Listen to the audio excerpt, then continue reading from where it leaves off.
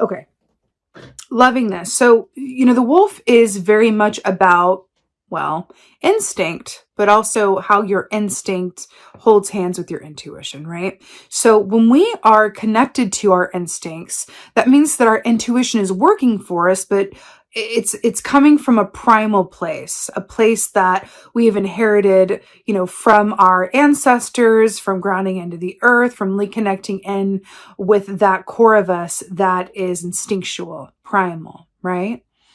So the wolf coming up here is so beautiful. There's also an aspect of this because it is earth energy where it's a call for grounding, right? And then we also have this aspect with the wolf as well of, wolves represent sort of the energy that you create as a group as opposed to by yourself as well. So I feel like that's coming through for you guys. And then also, this equates to the Hierophant in the Tarot, which speaks of everything being exactly as it's meant to be, which is really beautiful as well. We also had the Wolf Moon with us in January, which was a few days ago as I am filming this, which coincided with the Cancer full moon as well. So this could be also a special nod to that. You may want to give some thought to any ideas or emotional responses that you had around the time of that full wolf moon.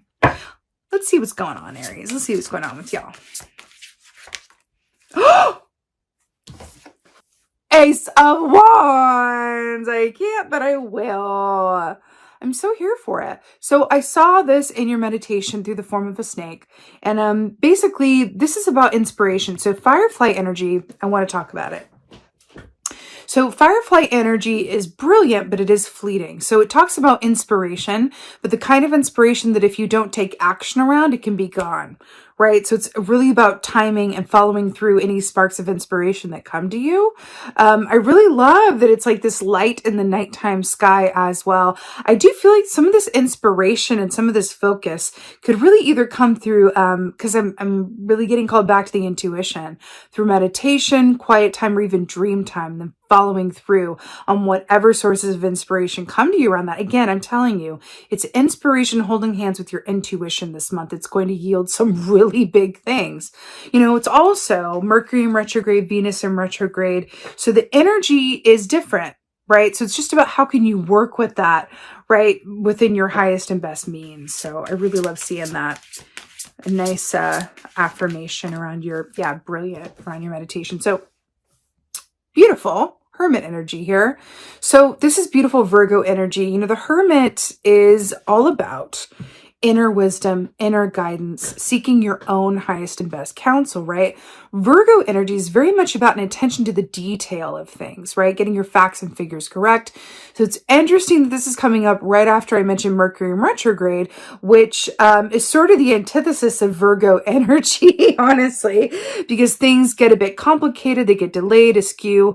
Of course, we always have facility around that. We can choose to respond as opposed to react to some of those things when and as they pop up. But this is also the hermit assumes the hermit position, right? And goes inside to seek their own highest and best counsel. But keep in mind that traditionally the hermit is showed as holding a lantern, and the star is what's in that lantern. The star from the Aquarius key is what the hermit is holding up to light his way. Star energy is very much about intuition and the light, right? Clarity, inspiration, intuition. So all of these things are holding hands within your reading. Also, this is a lantern, right? This is pretty much what the hermit holds traditionally. So that's really brilliant here. I feel like you're going to have a direct line to some real brilliant, some really ingenious ideas or solutions, creative solutions, right? To maybe problems or challenges that have been around for a minute. But this feels like a very active, very inspired energy for February. Let's see what else is going on. Oh, and here we are. Brilliant. So we have the Page of Cups here. So this is really beautiful because this talks about, really interesting in this particular context. Page of Cups it's about how we feel, right? It's about that beginner's approach to something, right? It's also about where our focus is in this particular key. Because if we are focused on this cup that's spilled, then we're going to miss this beautiful seal, right? So imagine a child, because this is a child energy with the page. Imagine a child is walking along, the ocean front here and is looking at this cup and then, oh, just happens to notice this seal here, right? Which an adult, kind of the energy around this is that a child can pick up on things because they're in the present moment that otherwise as an adult they might miss. So that's really interesting as well. Also, water representing your intuition and your emotions. You know, I do feel like with this swelling of the waves here, and I saw Poseidon come up in that beginning meditation as well. And then we have the Hermit, which is about wisdom. And then Athena is the goddess of wisdom. Hello. I feel like you are being led and informed around a really beautiful opportunity that involves something new. It could be like a creative project or a person, a relationship, a venture that you're considering, an offer, a proposal, but it's something that activates your emotional center that feels new or a restart of something, and you're being asked in order to receive it and have full access to it, to really sit into the given moment that you're in and derive all of your inspiration and steps forward from that given moment. Because it feels like you might miss something if you're too focused on the past or too focused on what's too far ahead. There's magic in the present moment that you're in. I'm seeing Sir Isaac Newton when he sat under the apple tree and the apple fell, and he, you know, discovered and gave words to and definition to gravity. And that's what this feels like. It's being in the right place at the right time as well, which is interesting. Let's get a clarifier for this beautiful Ace of Wands here. Oh, Eight of Pentacles. Hello. So you got a fiery candle here. You got the Raven, which is about intelligence, right? So Eight of Pentacles is about hard work and talent meeting up with divine timing. Hard work and talent meeting up with divine timing. This is really, really brilliant, especially because it's clarifying the Ace of Wands, which is about big inspiration, creative life force, and passion. We got two sources of fire here. I feel like you were on to something is what I want to say. I feel like you were on to something. You've got the right idea. You are going in the right direction. You are really, really on to something. It feels very exciting. You know, I feel like for some of you guys, this has to do with a point of personal development or something you're doing around your personal work here in terms of, you know, bettering yourself or aligning your emotions or having some sort of soul growth. And I feel like you are on the right path with that. I keep hearing it. You're on the right path. You have the right idea. But whatever this is for you, I'm just hearing keep going. Like it really feels like you're onto something rather significant. And again, inspiration plus intuition. That's your key. To clarify the Hermit, we have the Queen of Pentacles. She is so brilliant. So let's talk about her. So she is my second favorite queen. My first queen is your queen. Actually, my first favorite is the Queen of Wands, but she's my second favorite queen. And she teaches us that the more we're grateful for what we already have, the more we manifest to be grateful for. So this, similar to the Page of Cups, talks about points of focus, right? Where is our focus? We derive our energy and our inspiration and our best choices from the given moment that we're in. That's where we get our charge from. And then we have the Earth Queen here when you got the wolf as an earth animal as well, with the Virgo energy, which is another earth sign, earth energy. You're really, really, really being called to ground into the given moment that you're in. But I'm also finding that there is like major manifestation around whatever this idea, activity, effort, practice that you are doing for this month or that you're getting the beginnings of ideas for. I mean, there's real fire in this. There's real potential in this. It's really beautiful. You know, the Queen of Pentacles is so abundant, not because she has a bunch of gold or anything, although she does, but not because she has the gold. It's because whenever she looks, wherever she looks, she sees gold, right? And that's a figure of speech to say like, wow, she looks around and regardless of what's going on, she sees something that she can give thanks for, right? Oh, look, my dog's healthy. Oh, look, the flowers are in bloom. Whatever that may be. Oh, look, I can sit up straight in this, you know, hardback chair, whatever it is, right? So there's something about an abundance mindset that's going hand in hand with this hermit energy as well. Maybe that's part of what assuming the hermit position will do for you and help align you to a more abundance mindset and to create and go forth from there. Because there's a lot of magic in that, right? When you really embody an energy of gratitude, well, you can manifest from there. It's another level. It is another level. It's not always easy to do. So sometimes we have to practice it. I'm not even kidding with that. Practicing gratitude.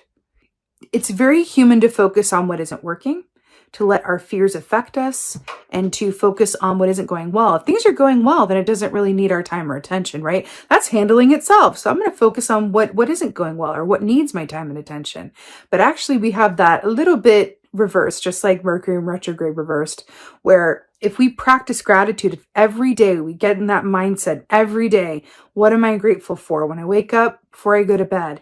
Doing that, I'm telling you, it will, I want to say bleed into, but I can't think of like a better word. Like it will affect the rest of your experience in your day to day. Your, it's such a cliche, please forgive me for it. Your attitude of gratitude or your perspective of gratitude is going to positively affect how you see the world, how you perceive what comes to you, how you perceive what happens, especially during Mercury in retrograde, and really help you be an attraction manifesting magnet, which is really, really, well, that's the ideal, isn't it? Right? Let's get a clarifier for this Page of Cups here. Ah, brilliant. This has come out so, this has come out so much today. So we got 2 for 1. So to clarify the Page of Cups, we have the Knight of Pentacles and the Page of Swords. So Page of Swords is fascinating because it's about information.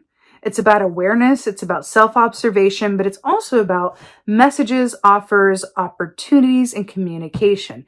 Then we have the Knight of Pentacles, which is about taking your time, more earth energy here, hello, taking your time getting to where you're going, but knowing that once you end up there, you're going to be there a good long while. So whatever efforts you put into something are going to pay off in the long term. So you're deriving energy and inspiration from the given moment that you're in, using your powers of observation to really see what's there in the given moment, right? Clarified by Page of Swords and the Knight of Pentacles, which I feel like is informing you around there is so much to be gleaned during this time for you. So much inspiration, so much point of focus, so much good, help really around where you're going and what your true potential is. And that's really brilliant. You know what's interesting is I'm really drawn to this stag in the background of this Knight of Pentacles. And let me talk about this because I feel like this is really, it's coming up for you. So stag is Diana energy, but stag is a beautiful blending together of masculine and feminine energy, which is taking me back to your original meditation of that Ace of Wands, which is very masculine energy, with the intuition, which is feminine, because that's about receiving, right? The stag is very much about that blend of feminine and masculine coming together. And I feel like that's kind of a key for you for this month as well, is how to balance your ability to receive and your ability to give as well. But back to this Knight of Pentacles, it really feels like you are, whatever this new venture is, idea, plan, aspiration, relationship, it's really setting you up for the long term. And I feel like you're aware of that. I feel like you are aware of that. I would even say instinctually. And when you're able to marry together your point of inspiration and passion, like the Ace of Wands, with your intuitive guidance and force and perspective, you're able to make choices from a place of alignment, vibrational alignment, which means that you can make choices from a place of confidence, which leads to, more manifestation, more abundance, and more to be grateful for, right? This is really brilliant. A lot of earth energy here. Fire, water, a little bit of sword here for the Page of Swords. It's really beautiful. The fact that he's wearing this eagle around his neck as well is very much about seeing the, big picture, right? About seeing the big picture, but it's also about understanding that within your own power of observation, within your own, instinctive knowing, you have the ability to find clarity around what is in your highest and best good and the steps that you are inspired to take to get there, which is really nice. Let's go ahead and get an oracle for you guys. Let's see what's going on here. Oracle from Aries. It really feels like I'm seeing an inbox line up with like messages or questions, or I really feel like you're really, really on to something. It's interesting. I'm hearing like proposition or proposal. Okay, let's get oracle here. Ooh, that took no time at all. Oh, wow. So remember how I saw Poseidon in your meditation? Then we have like the River Queen looking like a fantastic rivery mermaid. So the River Queen, this says flow, letting go, natural movement. Flow, letting go, natural movement. It's really interesting because we're talking about with this Page of Cups and other aspects here and the instinct with the wolf, flow, letting go, natural movement. You know, this is very much about understanding that you are always in a position of power to manifest that which you desire. You are. You're always in that position. You always have that ability and that power to do that. The dance is, right, like I saw in the meditation, bringing together that inspiration and desire along with your intuition, which informs you about the timing around things and not about why you haven't received what you want, but what in you, in your energetic field or in your actions or thoughts or whatever it is that's keeping you from being a vibrational match to what that is.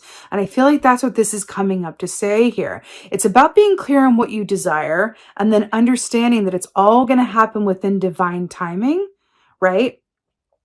And back to the Knight of Pentacles, when it does happen, when you do manifest it, when you do find that clarity around it, it's going to be something that benefits you and is around for the long term. So I feel like there's an aspect of this that is placing you, it's kind of, I see you guys getting picked up and placed down. It's placing you on this path that is going to be around for a good long while. And it's just about exercising some patience and some discernment and some self-observation on the way there. I'm also hearing with this to be open to some twists and turns and happy surprises as well, right? Because you may end up somewhere that is very different than where you thought you might be. But the truth is, can you look up and see this beautiful seal that is the surprise and present here, right? It's really this aspect of going, okay, well, if you really want this, if you really have this desire, right? Can you let go and allow the universe, your guides, your higher self, whatever have you, to lift you up and place you and guide you towards, you know, your highest and best placement and good? Or is your ego or your will or your idea around things going to supersede what is in your highest and best good, right? So it's about doing that dance with what you desire versus what is in your highest and best good. And if you can, you know, kind of mirror or lock hands with what you want, plus your intuition, which tells you from a feeling place what from a soul perspective is really the best for you, that's it. That's the key. That's the flow, right? Really beautiful. You know, 36, also 3 plus 6 is 9, which speaks of, you know, endings and closure before we get to the 10, which is the complete ending of the cycle. So I do feel like you're close to getting to where you're going. It's just about having some patience and perseverance and understanding that you are definitely on to something and trusting that feeling as you move forward, being open to the inspiration and open into the intuitive guidance that wants to work along with it.